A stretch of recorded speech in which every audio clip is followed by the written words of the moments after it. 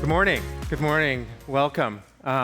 First off, it's an absolute pleasure to be here. It's my first Cardano Summit. It's been wonderful so far. We have a great day ahead. I think I have more than 5 minutes, right?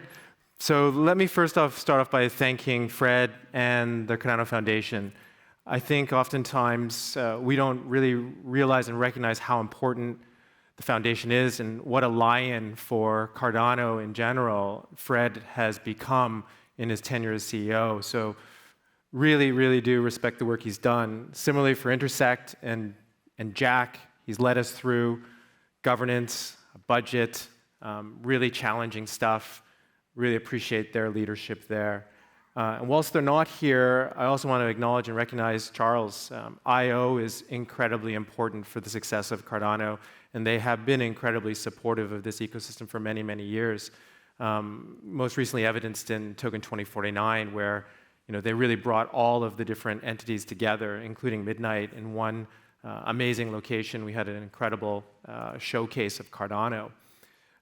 In addition to that, we'll be heading off to Midnight in a few days. That's an increasingly important part of our overall story. The message I want to send there is we are much stronger together. And it's really, really important that we find ways to build bridges, find ways to work together, find ways to make it happen. So where does Emurgo fit into all of this? I'm often asked, well, what the heck does Emurgo do and what's its value? So I'm really going to jump right into it. And I am present, I'm doxed, I'm available, I'm here. Find me after the keynote. Feel free to ask me anything. I'll do my absolute best to kind of answer pretty directly. And those who know me know that I'm pretty direct. So let's jump into it. So what I've tried to bring in the 10 months I've been the CEO is to bring some degree of clarity, some degree of coordination, and really lead a comeback for Emurgo, and to be much clearer in what we do and our defined role within the ecosystem. So where do we stand? Ultimately, what are we trying to do? What we're trying to do is to ostensibly provide a degree of commercialization of Cardano and lead the effort around what we think are the important and missing key components to what Cardano has and where we need to take it. There are wins that matter.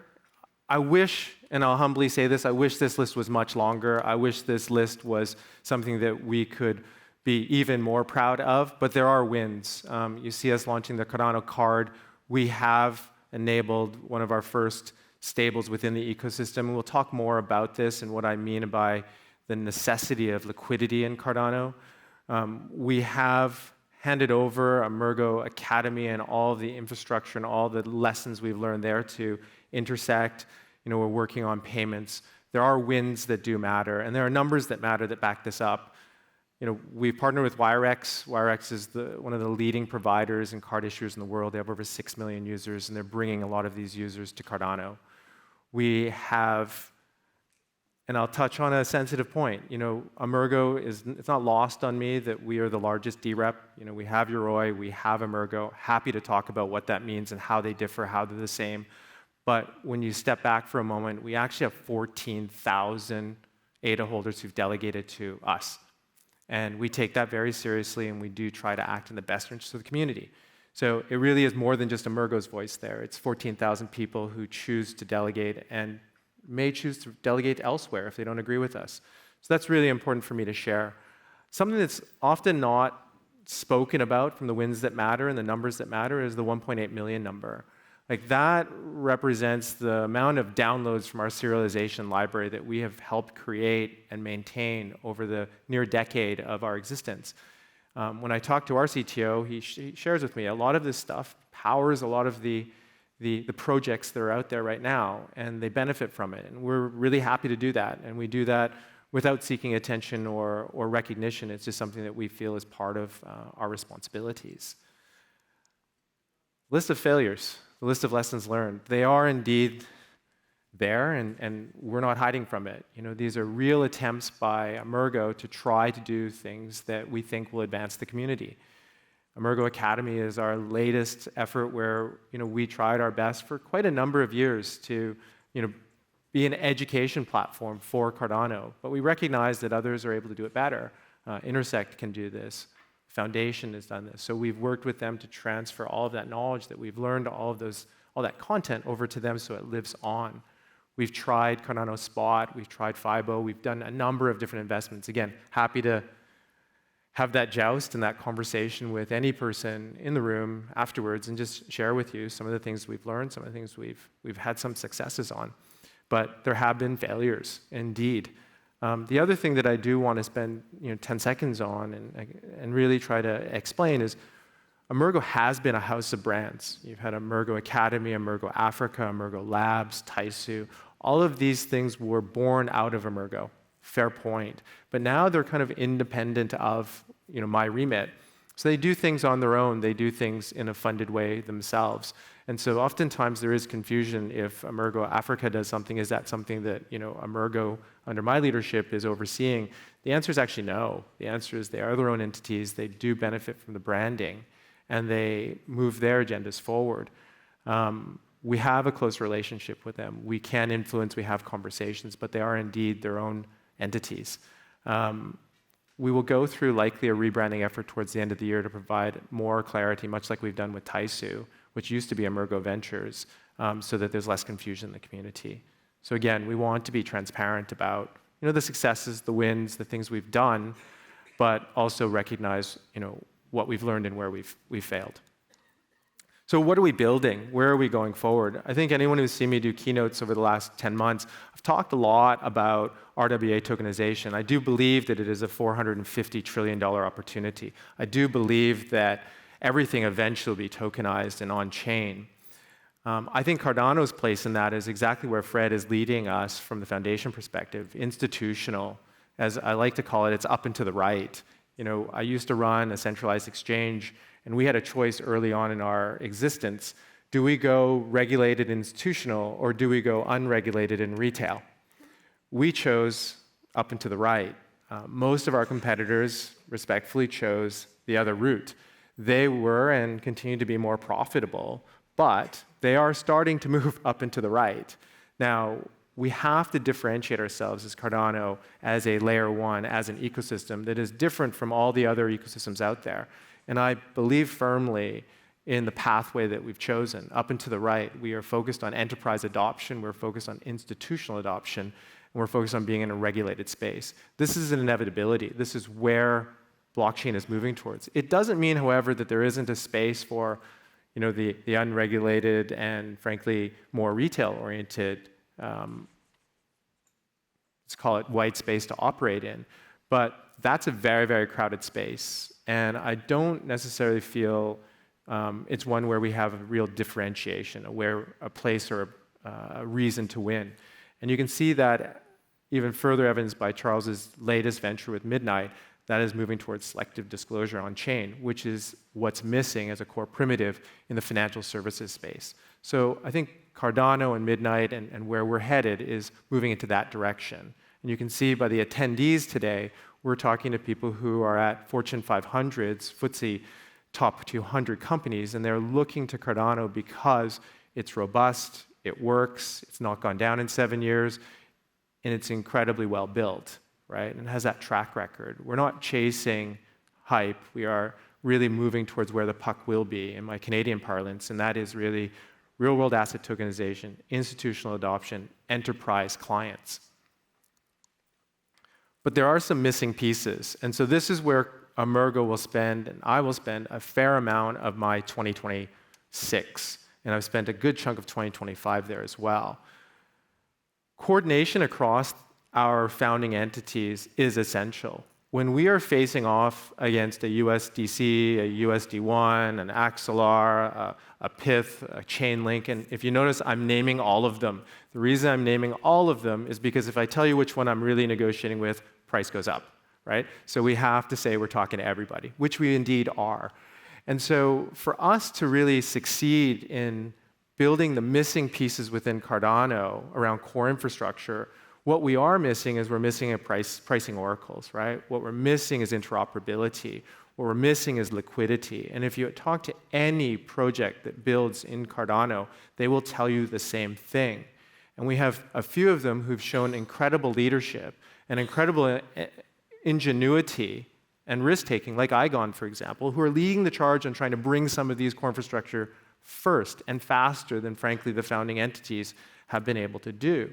Now, respectfully, we don't want to slow them down. They're doing amazing work there, but we will back them up. And what you'll find is when you're talking to these large institutions, they want to face off against someone like Foundation, like IO, like Emurgo, right? But oftentimes, we don't talk as much as we should. And so we end up making it really difficult for these core infrastructure pieces to know that they're talking to A, the highest authority, B, who's going to pay, and C, how is it going to be implemented.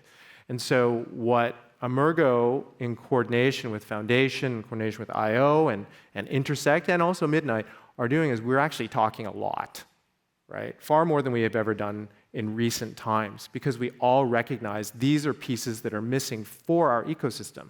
And so 2026 is really going to be a concerted effort to knock each one of these missing components off the list and bring them into Cardano. What we also are very, very cognizant of is we don't want to talk about it until it's done, at least publicly, because that really slows the process down. And so, again, I'm happy to talk to anyone in the community about what we're thinking, what we're doing, in a way that you'll have comfort and faith that it is actually ongoing and there will be progress. Because once these pieces are there are really no more excuses for us to kind of land on, right? We have everything that we need. We have an incredibly robust chain. We have a world-class community. We have builders. And we have all the pieces that are necessary for them to thrive, right? And we have an enabled on-chain governance system that no one else has. Right? So these are the things that I'm spending a lot of time on, working with folks like Fred, folks like Dan Singelman, folks like Fami at Midnight, Jack at Intersect, and we're doing this together. And I think that is incredibly important and something that's changed a lot. So where are we going forward, right? So the reality is we need to be focused, we need to be building bridges, not silos. We need to really show a modicum of leadership, right? It's not always popular. I'm often tweeted very kindly about different things, and that's cool. People need a reason. People need, engagement. I understand that, but I can assure everyone in the room, from whether it's an enterprise-level organization to a government entity to a project that's building, the founding entities are actually here to try to enable. We can't do everything, so we're going to kind of really scale down on what we need, what Cardano needs, and deliver that. And that's the leadership that I think Emurgo can provide. So next steps, hopefully next year when I'm on a stage similar to this, I can tell you that these core infrastructure pieces are either completed, negotiated and signed, underway, and give you that roadmap. I can tell you hopefully that Tier 1 stables, in addition to USDM, in addition to USDA, we're not forgetting homegrown projects that are really bootstrapping it and providing these structural components to us. But we can say that there's more liquidity, which will allow for DeFi, which will allow for Bitcoin DeFi, which will allow for proper listings on centralized exchanges, et cetera, et cetera. That's what I hope I'll be able to report back, and that'll be along the way as well. We'll definitely be seen as the chain of choice for enterprise building, and frankly, Cardano Foundation is leading that way, right? And from us, I think you'll see a very humble leadership. We'll be engaging the community. It's probably the thing that humbled me the most when I first arrived, is how passionate and how engaged the community is, and how much they care about the success of Cardano, and how vested they are, not just in their tokens, but in the relationships, the friendships, and the blood, sweat, and tears that they put into this ecosystem. They want it to succeed, right? And so for me, really providing that ecosystem leadership, that listening, the harnessing of all that energy around these core primitives that are necessary for us to succeed is actually executed, right? So that's what we're looking towards in 2026 and beyond. So my kind of parting message to the audience today is really, Cardano, it really is the place to be. There are probably, I would say there are no other chains that have been around 2+ cycles that has a market cap over $5 billion that's never shut down, right? it's Cardano and everything else. And so we're in the right room. And everyone here, I hope you recognize you're in the right room.